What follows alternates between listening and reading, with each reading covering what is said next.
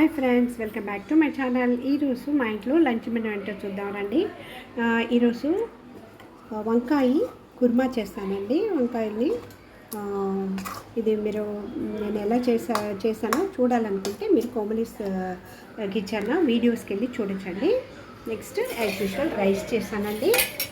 తర్వాత బీరకాయ ఇగురు పచ్చని పప్పు, పచ్చి కొబ్బరి వేసి ఇగురు చేశానండి. తర్వాత కర్డ్ అండి యాజ్ యూజువల్. సో ఇదండి ఈరోజు మా ఇంట్లో లంచ్ మెనూ.